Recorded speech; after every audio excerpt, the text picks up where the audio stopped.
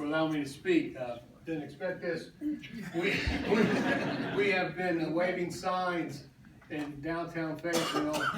Bill and Grable, my campaign manager Michelle Spears, and my wife Phyllis, and some others. Because we've been working hard to win. We have canvassed and canvassed.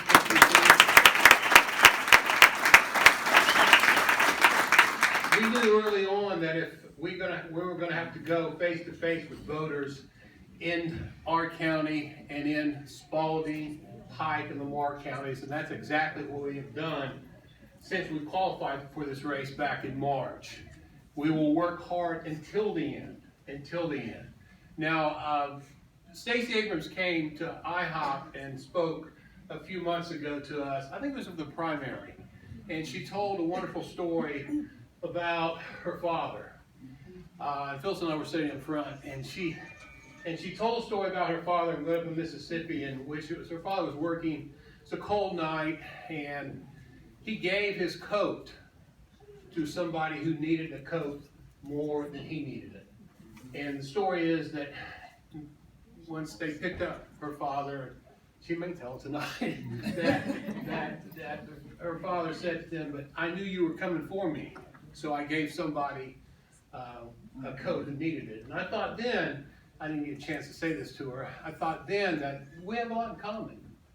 Stacey Abrams and myself, we have a lot in common. Now, I was born in 1957. I was 9 years old in 1966. And my father was a welder. He built airplanes for a living. And we moved from the Midwest to Albany, Georgia in 1966. I had not been around black people at all in that little all-white town in the Midwest. My father had worked himself up to a supervisory position at an aircraft plant in Albany, Georgia. Again, I was 9.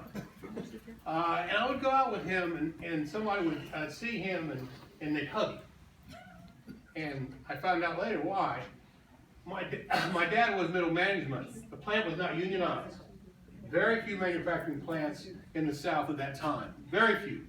You're coming on the heels of the Civil Rights Act of '64, the Voting Rights Act of '65. The South is changing.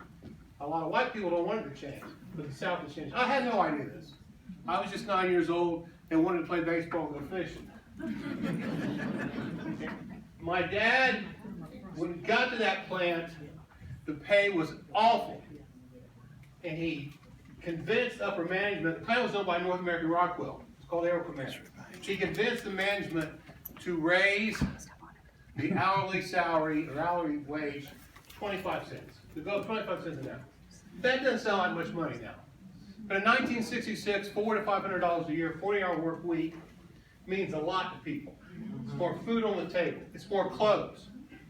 My father fought with those people. And I thought then that my father and her father set a lesson for us. That you go out and you fight for people that don't have what you have.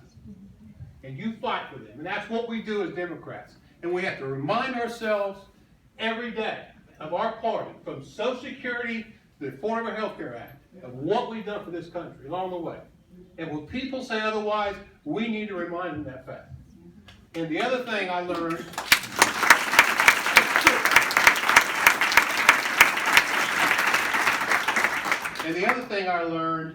as a 9-year-old in the South, in the deep South, is that my mom and dad, and my father died in 2007, my mother is in good health, 84 years old, and lives in Sonoy, is that regardless of your race or your religion or your sexual orientation, regardless of all that, you're going to afford all people, acceptance, justice, and love.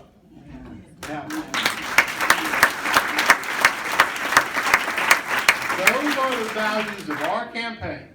They have been since day one, and those are the values of Stacey Abrams. And we have to go out and continue work and continue to work until November 6th, and let's elect Democrats. Thank you for allowing me to